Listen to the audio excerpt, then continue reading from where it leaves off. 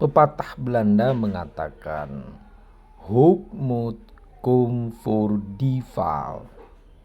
Artinya, kesombongan dekat dengan kejatuhan. Ada yang memaknai bahwa kejatuhan kerap kali didahului oleh adanya kesombongan diri. Nah, hati-hatilah dengan sikap menepuk dada dan juga sikap merasa lebih dari yang lain atau merasa benar sendiri. Dalam kehidupan berbangsa dan bernegara, kita harus mampu menempatkan bagaimana kita menjadi insan yang memiliki kesediaan untuk mendengarkan pendapat orang lain dan mampu menghormati pendapat yang berbeda dari diri kita.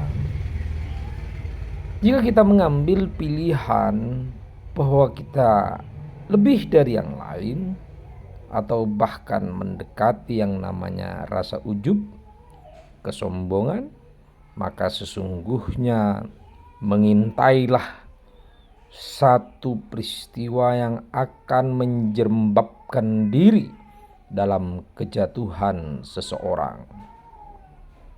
Kesombongan itu dalam perspektif teologi hanya dimiliki oleh Allah Subhanahu wa ta'ala, Tuhan sekalian alam.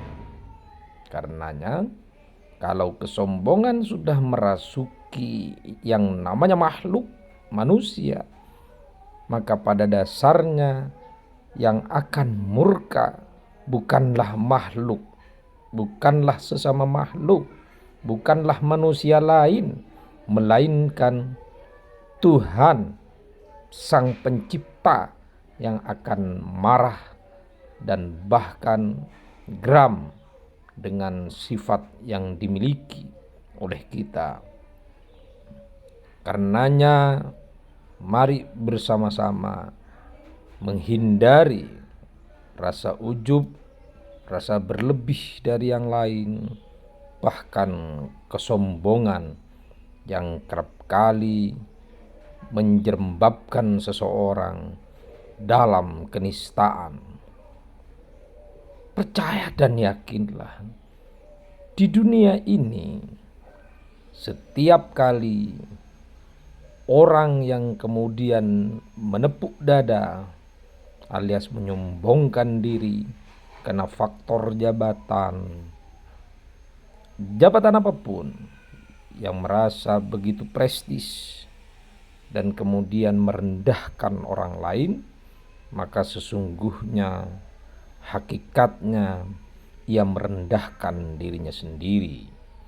Dan bila kesombongan ini tidak dikikis sedikit demi sedikit, atau justru sebaliknya makin mengkapital, maka sadar atau tidak sadar, cepat atau lambat, bahkan digambarkan oleh Belanda itu dengan Hoogmoed komt voor die val. Kejatuhannya sudah dekat. Ya, kejatuhannya sudah dekat. Allah Subhanahu wa ta'ala memberikan kenikmatan, anugerah, berbagai jabatan, gelimang harta, tahta dan seterusnya pada dasarnya untuk menguji seseorang sejauh mana menjalankan amanat, sejauh mana tidak melakukan pengingkaran terhadap kenikmatan-kenikmatan yang dimiliki, apalagi ia menjadi seorang pejabat yang mampu memberikan kemanfaatan bagi masyarakat, bangsa dan negara. Ujian itulah sesungguhnya yang akan menjadikan kita sebagai orang yang dikualifikasi dalam hadis Muhammad sallallahu alaihi wasallam, anfa'uhum linnas, khairun nas anfa'uhum linnas.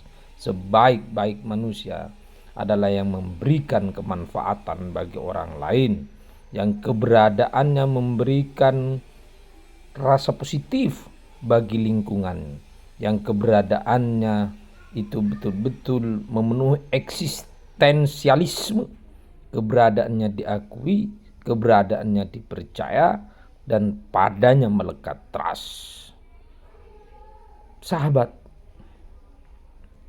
kesombongan ini akan membuat hati menjadi beku, membuat hati menjadi keras, bahkan menolak kebenaran-kebenaran yang diujarkan oleh orang-orang atau bahkan oleh siapapun di luar diri kita. Tetapi ketika kita sombong, maka potensial ia tidak akan pernah menerima apa yang menjadi pandangan, gagasan dari orang lain.